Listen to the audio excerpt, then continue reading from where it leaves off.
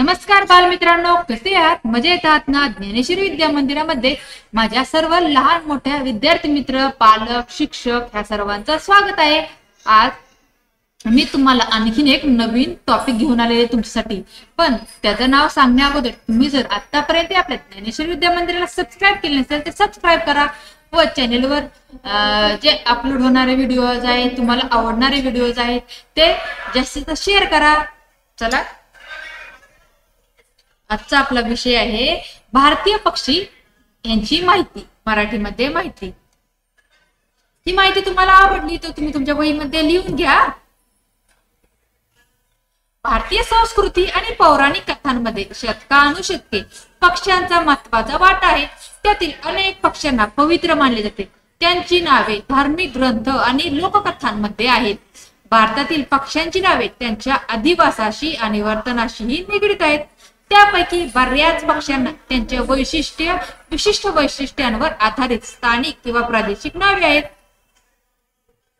पहिला पक्षी आहे भारतीय पक्षी घरगुती चिमणी। प्रत्येकाने पाहिली असेल, पहा चित्रामध्ये आपल्या घरावरती, दारात, अंगणात दिसते ना तुम्हाला ही चिमणी। आता या घरगुती चिमणीविषयी माहिती घेऊ आपण। घरगुती चिमणी, ज्याला पासर डोमेस्टिक्स म्हणून देखील ओळखले जाते, हा एक लहान पक्षी आहे जो भारतात मोठ्या प्रमाणात पसरला आहे। त्याचे नाव मानवी अधिवासाशी असलेल्या जवळच्या संबंधावरून आले आहे, जिथे ते घरटी बनवतो आणि धान्य आणि बियाणे खातात। एकेकाळी मुबलक प्रमाणात असलेली ही घरगुती चिमणी आता कमी होत चाललेली प्रजाती म्हणून वर्गीकृत करण्यात आली असून तिच्या संरक्षणासाठी संवर्धनाचे प्रयत्न सुरू आहेत।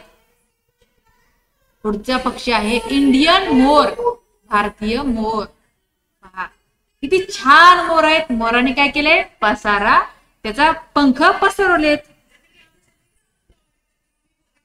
भारतीय मोर, ज्याला पाव क्रिस्टेट्स म्हणून देखील ओळखले जाते, एक जिवंत निळा आणि हिरवा प्लम असलेला एक मोठा पक्षी आहे। त्याचे नाव त्याच्या अनोख्या दिसण्यावरून पडले आहे। नर पक्षाची एक विशिष्ट पंखाच्या आकाराची शिफ्ट आहे, जी तो प्रेम संबंधादरम्यान दर्शवतो। मोर संपूर्ण भारतात आढळतो आणि त्याचा जोरदार केकराव हा ग्रामीण भागात परिचित आवाज आहे। पुढचा पक्षी आहे इंडियन मैना। ही आहे इंडियन मैना। प्रत्येकाने पाहिली का? मला कमेंट करून सांगा ह्याच्यामधले किती पक्षी तुम्ही पाहिलेले आहेत। भारतीय मैना हा संपूर्ण भारतातील शहरी भागात आढळणारा एक सामान्य पक्षी आहे। त्याचे नाव त्याच्या विशिष्ट पिवळ्या चोचीवरून आणि त्याच्या डोक्यावर आणि शरीरावरील राखाडी तपकिरी प्लम वरून पडले आहे। मैना त्याच्या मिमिक्री कौशल्यांसाठी ओळखले जाते आणि बऱ्याचदा पाळीव पक्षी म्हणून ठेवली जाते। आता पुढचा पक्षी आहे एशियाई कोयल। पहा, ही आहे एशियाई कोयल। पहा, छान दिसते ना? एशियाई कोयल हा एक मोठा कोकिळासारखा पक्षी आहे, जो संपूर्ण भारतीय उपखंडात आढळतो। या प्रजातीच्या नराला चमकदार काळे पंख व विशिष्ट लाल डोळा असतो, तर मादी तपकिरी राखाडी रंगाची असते। पुढचा पक्षी आहे इंडियन रोलर। कोणता आहे? Indian roller. पहा, हा आहे इंडियन रोलर। किती छान दिसतो बरा पक्षी हा। त्याचं नाव काय? Indian roller. तुम्ही कुणी पाहिलंय का? मला कमेंट करून सांगा बरं मुलांनो। इंडियन रोलर, ज्याला ब्लू जे म्हणून देखील ओळखले जाते, हा एक मध्यम आकाराचा पक्षी आहे जो संपूर्ण भारतात आढळतो। या पक्षाला निळ्या रंगाची पिसे आहेत आणि प्रेम संबंधादरम्यान हवाई प्रदर्शनासाठी ओळखला जातो। पुढचा पक्षी आहे सुतार पक्षी। कोणता आहे? सुतार पक्षी। पहा, हा आहे सुतार पक्षी। सुतार पक्षी ही आणखी एक पक्षी प्रजाती आहे जी सामान्यतः भारतात आढळते। देशात किंगफिशरच्या अनेक प्रजाती आढळतात, ज्यात लहान आणि रंगीबेरंगी सामान्य किंगफिशर पासून ते मोठ्या पायड किंगफिशर पर्यंतचा समावेश आहे। किंगफिशर त्यांच्या आश्चर्यकारक प्लम आणि अविश्वसनीय अचूकतेसह मासे पकडण्याच्या क्षमतेसाठी ओळखले जातात। ते बऱ्याचदा नद्या आणि तलाव यांसारख्या जलस्रोतांजवळ आढळतात।